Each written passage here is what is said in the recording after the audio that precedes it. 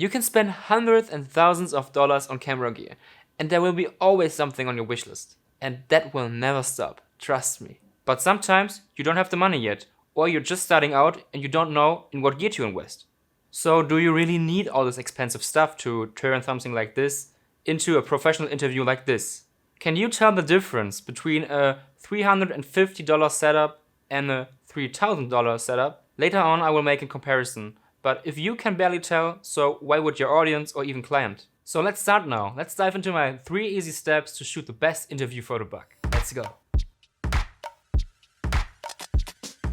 If you are new to this channel, which I assume because that's my first video, I'm Fabian, and for the last couple of years I've been working as a full-time filmmaker based in Germany, as you might hear. I have worked as a director, DOP, gaffer, audio engineer, as a one-man band or in a team, from documentary stuff over feature films to corporate videos. I don't know how many interviews I shot, but clearly it is one of the key elements every filmmaker needs to know how to do properly. Sometimes the boring standard interview stuff is what makes a living for us filmmakers at the end of the day. Before we start, I'm not sponsored in any way. All of these products I bought with my own money, and the budget of $350 are without the camera. I assume you have at least a smartphone or a little camera and a tripod if you're watching this video. But now let's start. How do we shoot a professional interview on a budget? Composition and depth. So this is the first thing you need to care about when you arrive at a new location. But sometimes it's easy because you have no choice what room the client is providing to you. Say, this location is the only choice the client gives us, so we need to work with this. My living room.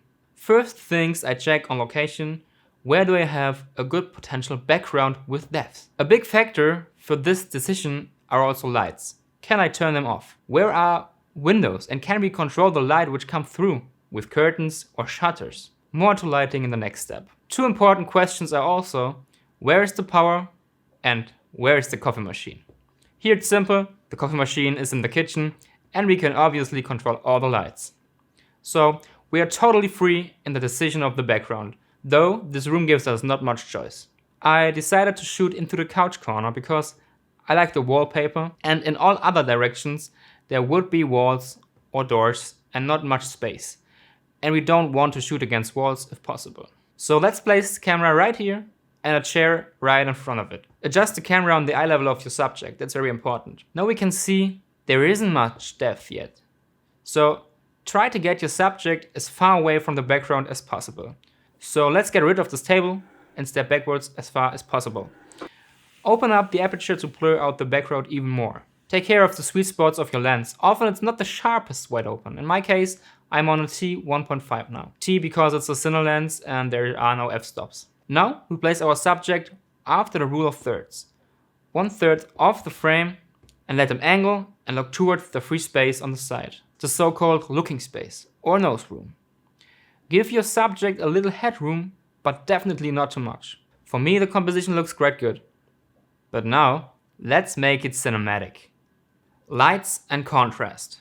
What I usually do first in case of lighting, I shut off all room lights to see what natural light sources you have. Then I decide if I want to use them or if I want to block them.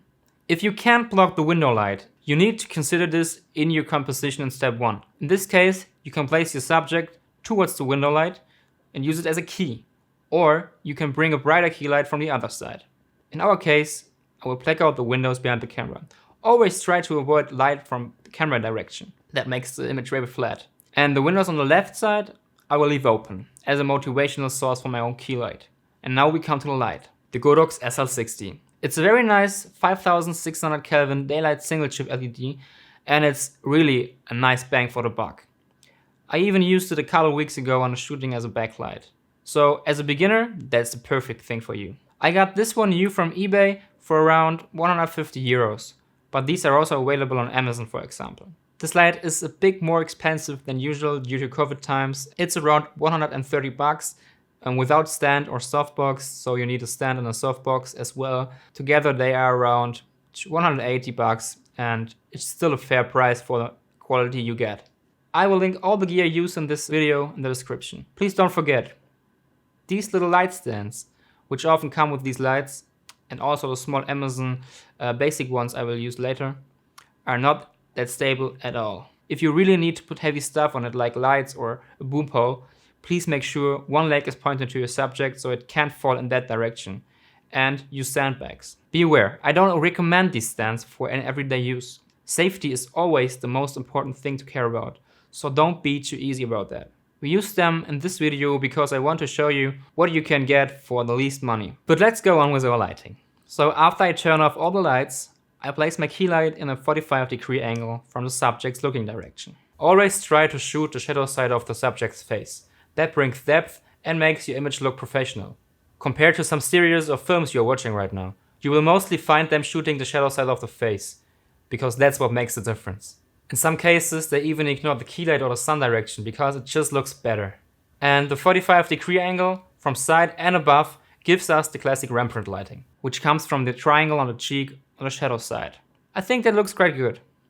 But let's separate our subject even more from the background. Let's put on the grid on the softbox, which focuses the light more on the subject and the background gets a little darker.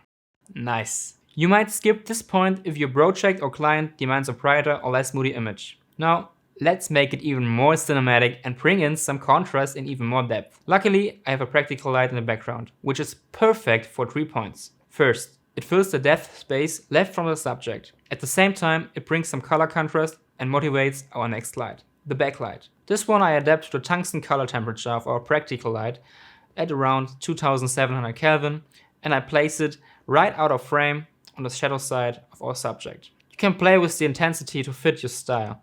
I love backlights, they make such a difference to your image. There are lots of good ones out there, like the Aperture MC or this one, the Pixel G1S, which is a little cheaper, around 70 bucks. So, for me, this area looks pretty nice. Maybe I could get rid of some cream pillows in the background, but that's up to your personal taste. The next and last step also depends on the kind of interview you are shooting. If your image is still too moody, you can now fill the shadow side with this simple 1:5 reflector of Amazon. It's around 18 bucks and it's one of my favorite and cheapest pieces of equipment. Just place it with a white or silver side right out of frame and adjust the angle so the reflected light hits your subject.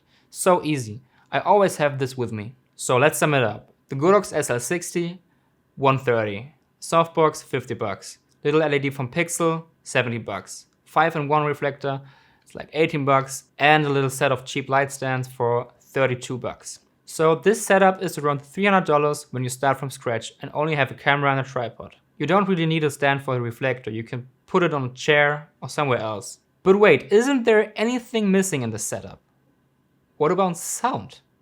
As you can see, there is not much budget left for sound, around 50 bucks. And that's a common thing in the low or no budget industry. Spend all the available money on an Area Alexa, but sound? Who needs sound? That brings me to my last point. Don't ever underestimate sound. So you have all your gear ready, camera, lenses, lights, and the image looks very cinematic. But you have no decent mic. Did you notice any difference? I bet. That was only my internal camera mic. It makes such a big difference when there is bad audio. So it's better to have good audio and a cheaper lighting than the most expensive camera and lighting gear when the audio sound is crap. But which mic should you get? Let me tell you in a second. So the audio now sounds quite good, right? Right. But did you notice any difference to my setup from the beginning? If you're a good listener, you maybe did. Because now I rigged up a little camera mic right out of frame. It's a small Rode video mic for around 50 bucks. It's not as good as my Rode NTG5, but you can still use it. There are a few brands out there. I saw good tests about the Deity V4, so also take a look at this one. I will link some tests down below. But as I mentioned, better invest in good audio first. You still can use the window as a key light or shoot outside in the shadow, but please, do never use your internal camera mic.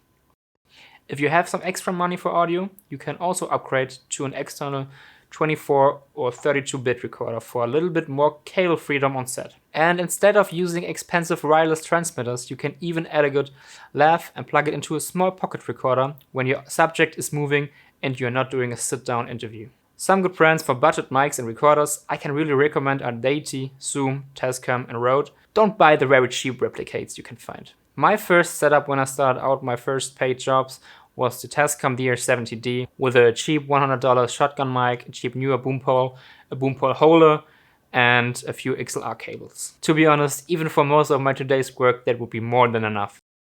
So what did we learn? Find a good location with depth.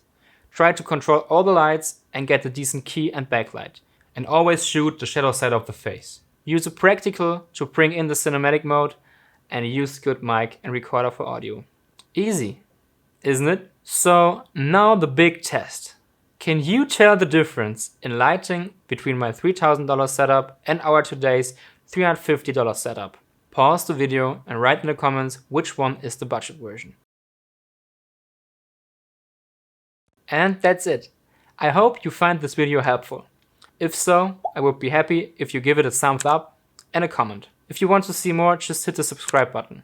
And if you didn't like it or you think it should be done differently, just press the thumbs down button, but please also comment and let me know why. I'm open for critics and always happy to have a good discussion. You can also find me on Instagram and other platforms. I will link them in the description. If you want, you can send me some stills or pictures of your interview setup and maybe I can give you some tips. So I hope you enjoyed this video. Have fun testing it out and see you next time. Auf Wiedersehen.